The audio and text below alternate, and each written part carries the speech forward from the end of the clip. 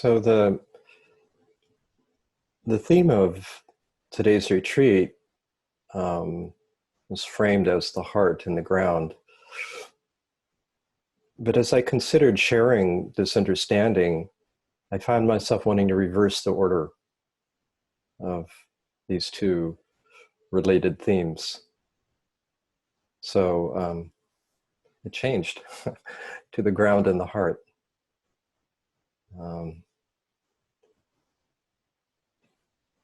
Some of you have been with me before or are familiar with my latest book, The Deep Heart. Know it's, I've been really accenting the importance of the heart as a portal to our true nature. And this is true. Perhaps it's the easiest and most accessible portal.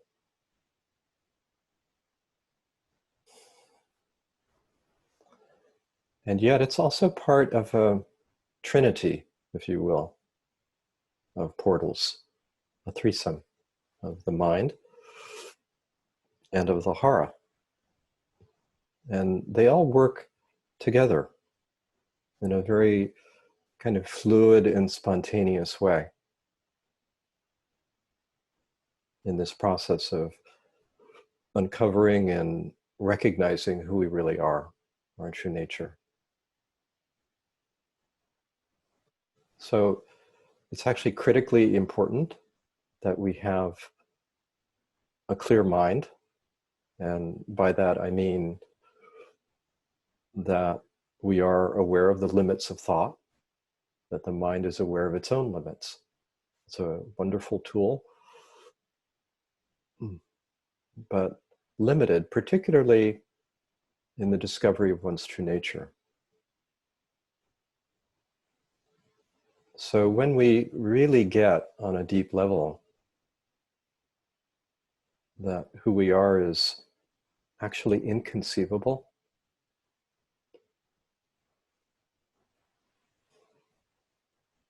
unimaginable,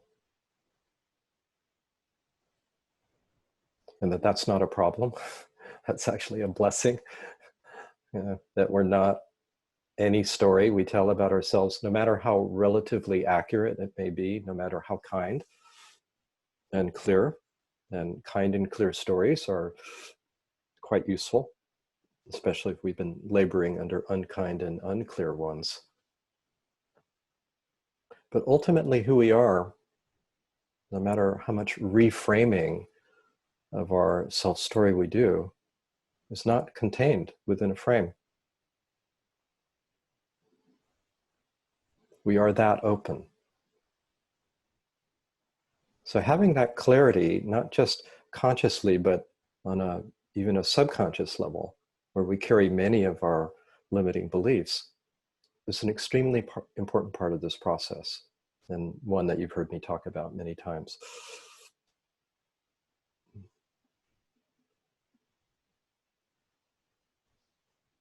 But in a way, that's only the beginning. Matters of the heart are so essential and important to really live in a deeply open-hearted and loving way. To be grateful for no reason. To be appreciative of the life that is given to us. To be generous and kind and compassionate, both to ourselves and others. I mean, this is what we want most, is it not? At the end of our lives, often we ask ourselves, have I loved well? Have I loved fully?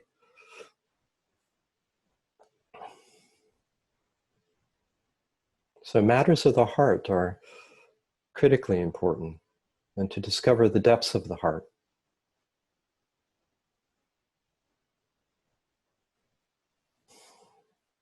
to discover the great heart.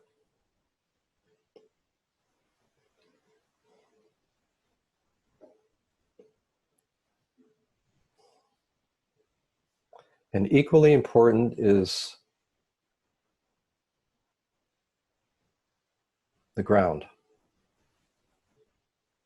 And I wanted to give some time to accent this part of our awakening process today, because often it's really not addressed very clearly or consciously or with any kind of precision in many spiritual teachings.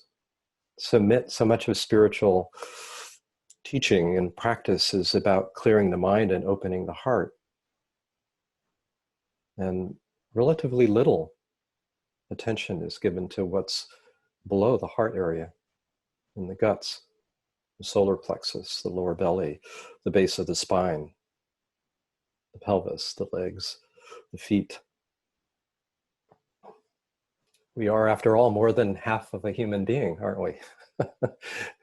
We have this other aspect, that's a more instinctual realm, the realm of power dynamics, interpersonal power, the realm of sensuality and sexuality.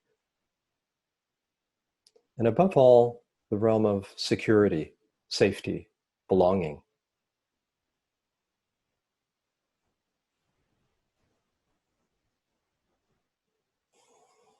So if we don't feel safe, it's very hard to sustain openness of heart and of mind, isn't it? Have you noticed in your experience?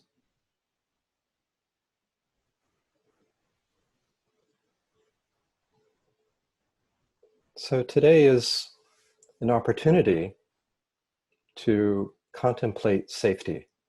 And it seems very apropos given the coronavirus and pandemic that we have, and the fact that most of us, if not all of us, are sheltering in place in order not to get sick and not to sicken others. We are following the protocols, more or less.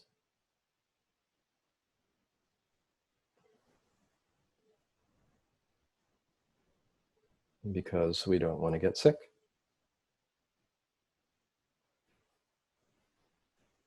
So safety is very important.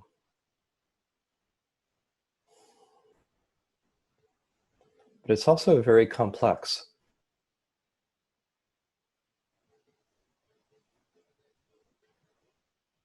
Which is to say that not only is there biological fear, that we're wired deeply, instinctively to protect the body, but we're also very wired to protect who we think we are, our psychological self.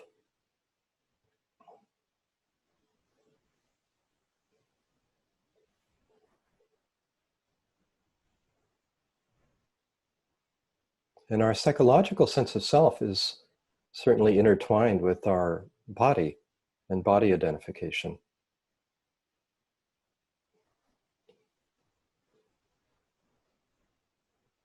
So it's this dimension of safety that I'd like to explore with you this morning, and perhaps this afternoon as well.